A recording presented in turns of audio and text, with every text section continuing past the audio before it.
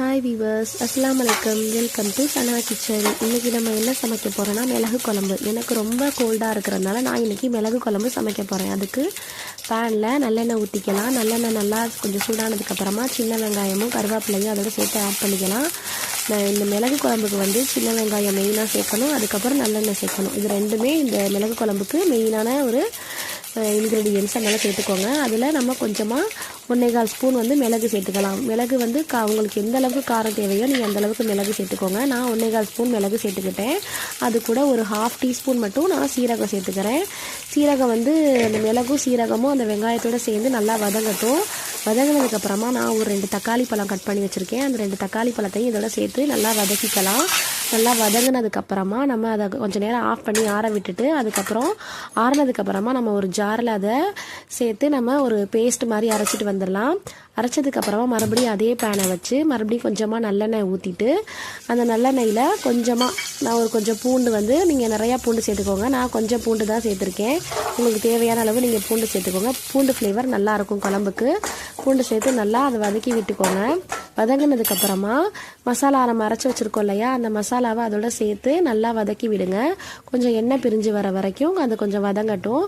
அதோட நம்ம ஒரு 1/4 டீஸ்பூன் மஞ்சள் தூள், 1/2 டீஸ்பூன் மிளகாய் தூள், ஒரு 3/4 டீஸ்பூன் மல்லித்தூள் சேர்த்துக்கோங்க. ஏன்னா கொஞ்சம் அந்த பச்சை வாடை போகிற வரைக்கும் கொஞ்சம் மசாலாவை அதிலே வதக்கி விடுங்க. ஏற்கனவே நம்ம வந்து மிளகு காரத்துக்கு கொஞ்சம் மிளகாத்தூள் வந்து கொஞ்சம் கம்மியாகவே சேர்த்துக்கோங்க. சேர்த்து நல்லா வதக்கி விட்டுருங்க. நான் கொஞ்சம் புளி ஊற வச்சுருந்தேன். அந்த புளி தண்ணி இதோட சேர்த்து நான் ஊற்றிக்கிறேன். ஊற்றி இந்த குழம்போட அது நல்லா கொதிக்கட்டும். அது வரைக்கும் நம்ம மூடி வச்சிடலாம்.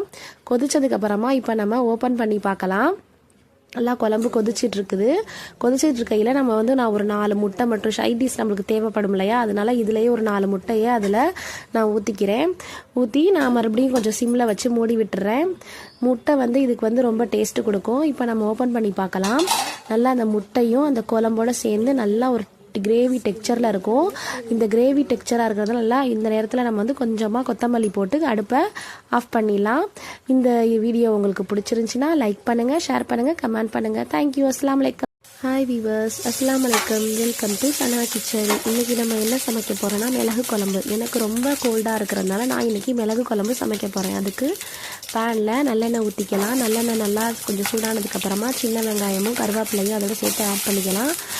இந்த மிளகு குழம்புக்கு வந்து சின்ன வெங்காயம் மெயினாக சேர்க்கணும், அதுக்கப்புறம் நல்லெண்ணெய் சேர்க்கணும். இது ரெண்டுமே இந்த மிளகு குழம்புக்கு மெயினான ஒரு இன்க்ரீடியன்ஸ். அதனால் சேர்த்துக்கோங்க. அதில் நம்ம கொஞ்சமாக 1.25 ஸ்பூன் வந்து மிளகு சேர்த்துக்கலாம். மிளகு வந்து உங்களுக்கு எந்த அளவுக்கு காரம் தேவையோ நீங்கள் அந்தளவுக்கு மிளகு சேர்த்துக்கோங்க. நான் 1.25 ஸ்பூன் மிளகு சேர்த்துக்கிட்டேன்.